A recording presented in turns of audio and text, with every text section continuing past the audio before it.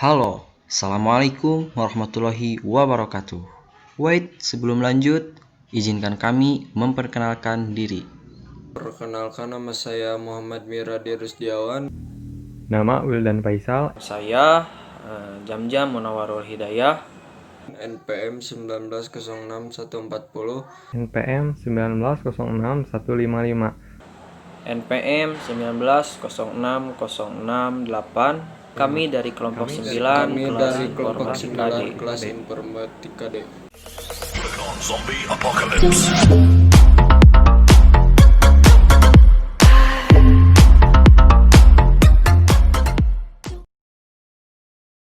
Ya baik, kita mulai saja pembahasan materi kali ini. Adapun materinya adalah jaringan komputer berbasis wireless ya. Nah ini kelompok kami ya, tadi sudah diperkenalkan di awal. Nah di sini ada pertanyaan pertama, apa jaringan wireless itu? Apa dari pengertian dari wireless ya? Jaringan wireless adalah jaringan komputer dengan gelombang sebagai pengganti kabel yang akan mengirim sinyal antara dua komputer atau bisa saling berkomunikasi. Jadi maksudnya adalah apabila kita ingin menghubungkan atau mengkomunikasikan dua perangkat komputer, maka ada dua cara. Pertama, menggunakan kabel, dan kedua tidak menggunakan kabel atau nirkabel, juga disebut wireless seperti itu. Ada jaringan wireless tersebut dikelompokkan atau dispesifikasikan menurut kebutuhan juga jangkauannya. Pertama ada WPAN, Wireless Personal Area Network, WPAN ya bisa.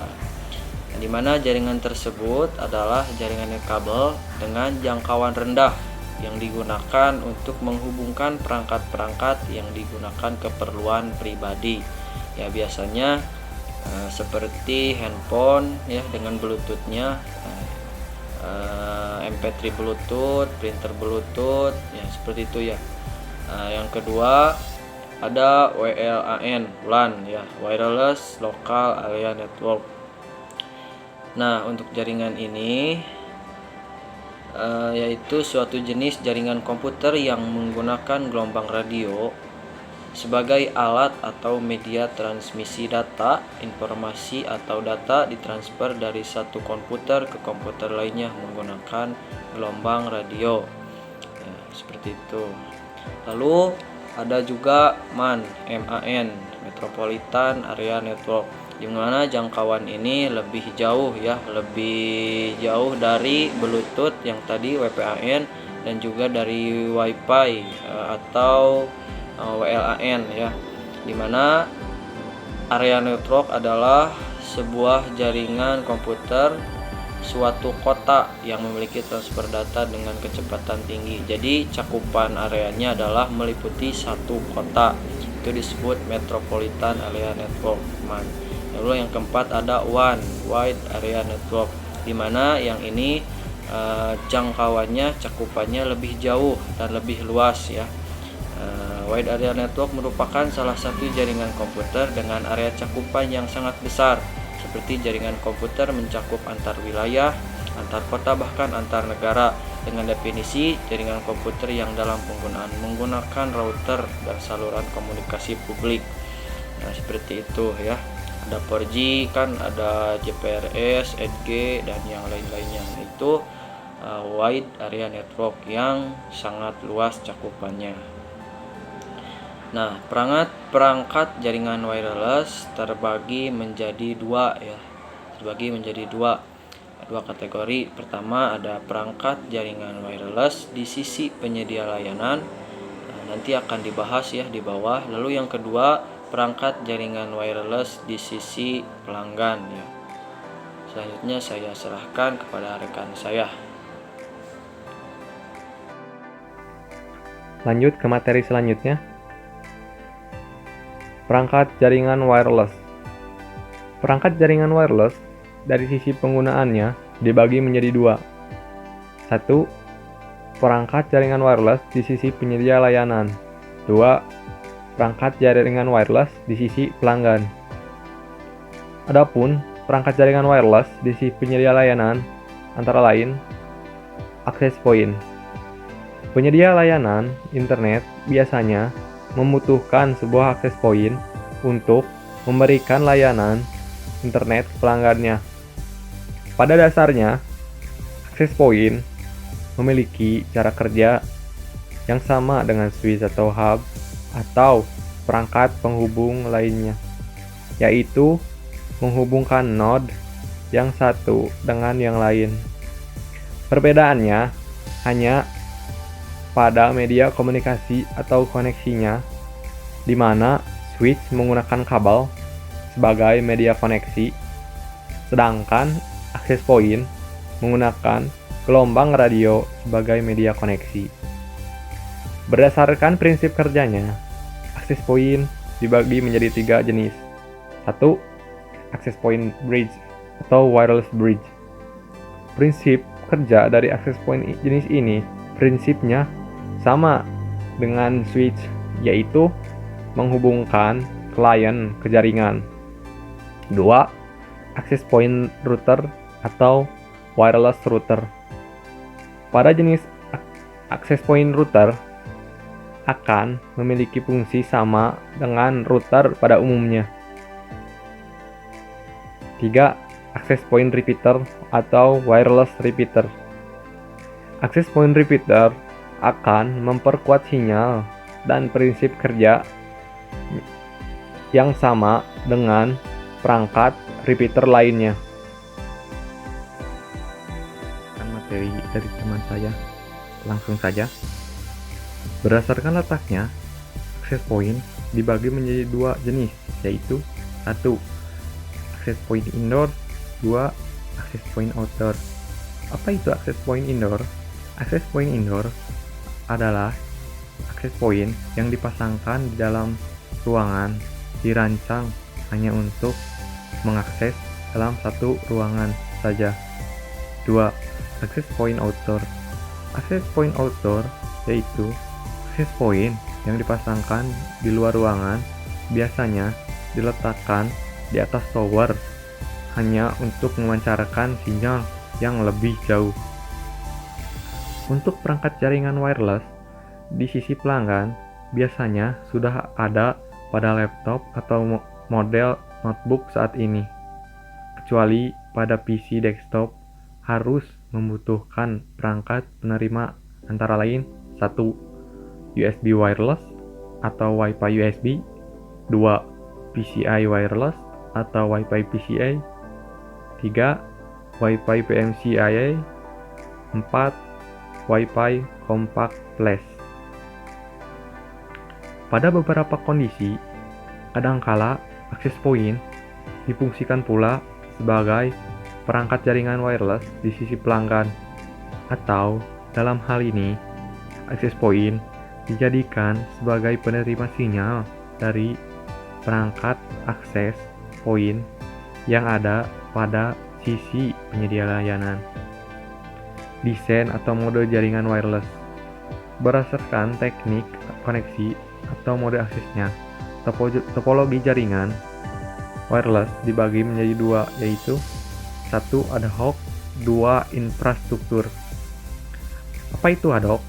Ad hoc adalah topologi yang memungkinkan beberapa komputer bisa saling terhubung tanpa ada perangkat wireless seperti access point sebagai penghubung, dengan mengandalkan perangkat wireless lain di masing-masing komputer.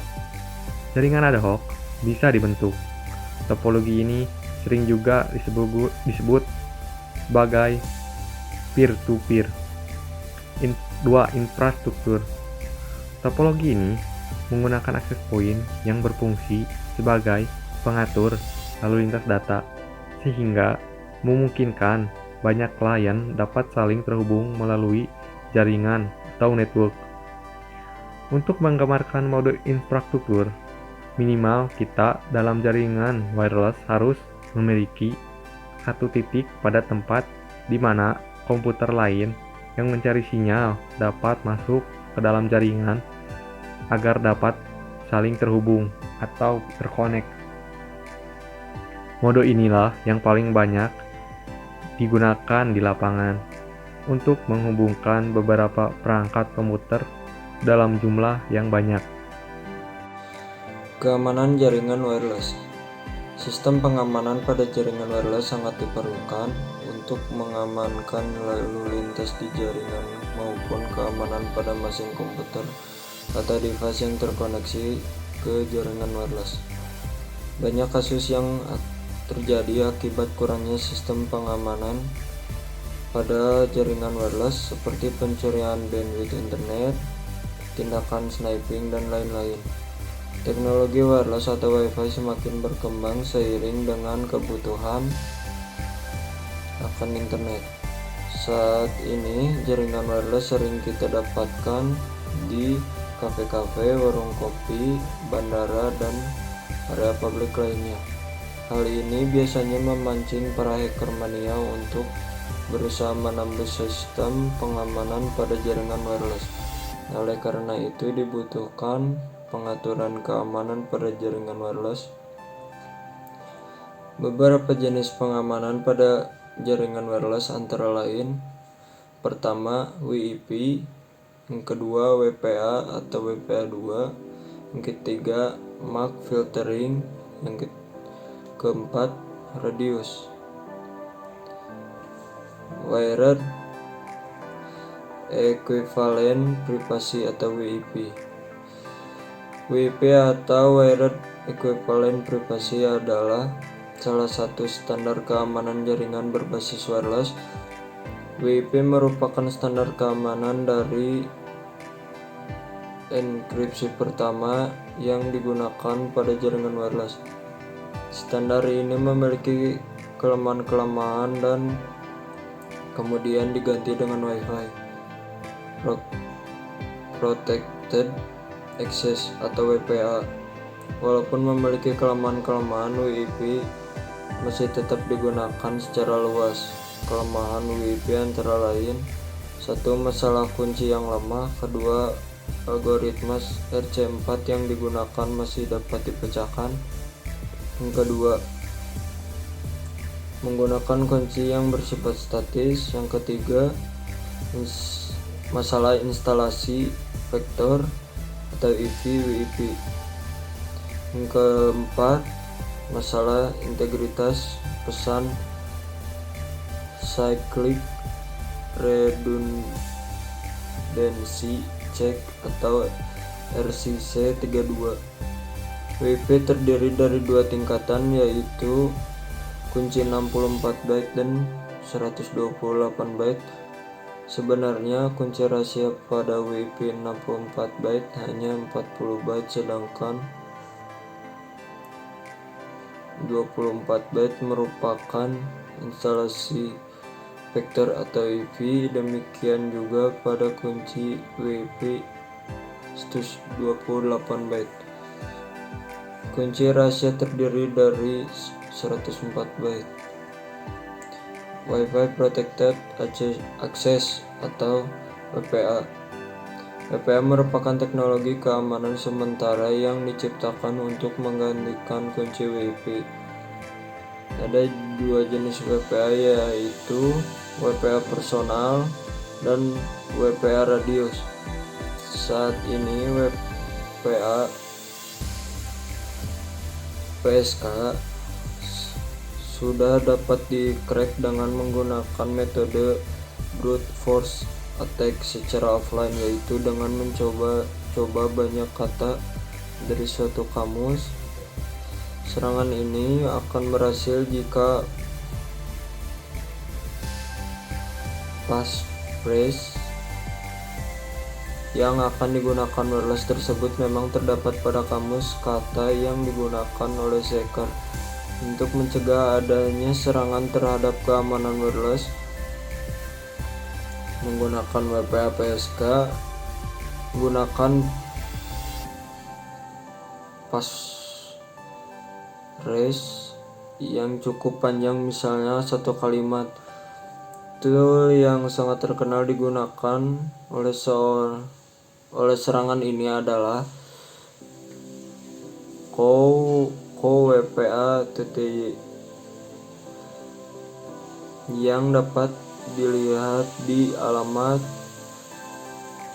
http://www.surfwifi.org dan aircrack yang dapat dilihat dari alamat www.aircrack.org. Tool ini memerlukan daftar kata atau word list yang dapat diambil dari alamat http://wordlist.sourceforge.net. MAC filtering. Hampir setiap wireless access point maupun router difasilitasi oleh keamanan MAC filtering. Hal ini sebenarnya tidak dapat membantu dalam mengamankan komunikasi wireless karena MAC address sangat mudah di spoofing atau bahkan diubah. Terus iConfig pada OS atau Linux atau Unix atau beragam tools seperti Network, Unitless, Egedit, Smack, Message pada OS Windows dengan mudah digunakan untuk spoofing atau mengganti MAC address penulis. Masih sering menemukan Wi-Fi di perkantoran dan bahkan di ISP atau yang biasanya digunakan oleh internet warnet yang hanya menggunakan proteksi MAC filtering.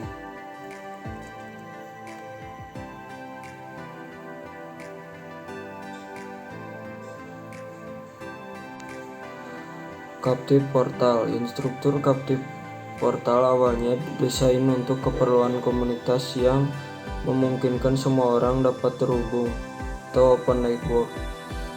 Captive Portal sebenarnya merupakan mesin router atau gateway yang memproteksi atau tidak mengizinkan adanya trafik hingga user melakukan registrasi atau autentikasi.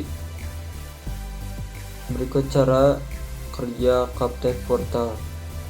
Pertama, user dengan wireless client diizinkan untuk terhubung wireless untuk mendapatkan IP address. Yang kedua, blok semua trafik kecuali trafik yang menuju ke Captive Portal yang terletak pada jaringan kabel. Yang ketiga, redirect atau belokan semua trafik web ke Captive Portal. Yang keempat, setelah user melakukan registrasi atau login, izinkan atau semua buka akses ke jaringan. Beberapa hal yang perlu diperhatikan bahwa Captive Portal hanya melakukan tracking koneksi klien berdasarkan IP dan MAC address. Setelah melakukan autentikasi, hal ini membuat Captive Portal masih mungkin digunakan tanpa autentikasi karena IP dan MAC address dapat di-spoofing. Dengan demikian, serangan dengan melakukan spoofing IP dan MAC. Cara melakukan spoofing MAC address seperti yang sudah dijelaskan pada bagian MAC filtering di atas. Sedangkan untuk spoofing IP dilakukan dengan memanfaatkan ARP, cache, atau pulsoning. Anda dapat melakukan redirect traffic dari klien yang sudah terhubung sebelumnya. Serangan yang lain cukup mudah dilakukan adalah menggunakan rogue IP, yaitu men-setup access point biasanya menggunakan host AP yang menggunakan komponen informasi yang sama seperti AP target, misalnya SSID atau BSSID, hingga kenal frekuensi yang digunakan. Ketiga, ada klien yang terhubung ke AP buatan Anda dapat dibelokkan ke trafik ke AP sebenarnya, sehingga Jarang Captive Portal yang dibangun pada suatu hotspot memiliki kelemahan pada konfigurasi atau desain jaringannya. Misalnya, autentikasi masih menggunakan plain text (HTTP), manajemen jaringan yang diakses melalui wireless berada pada suatu network, dan masih banyak lagi. Kelemahan dari Captive Portal adalah bahwa komunikasi data atau trafik ketika sudah melakukan autentikasi terhubung jaringan akan dikirim belum terkripsi, sehingga dengan mudah dapat disadap oleh para hacker. Untuk itu, perlu berhati-hati melakukan koneksi pada jaringan hotspot agar mengusahakan menggunakan komunikasi protokol yang aman seperti HTTPS, POP3S, SSH, IMAP, dan seterusnya.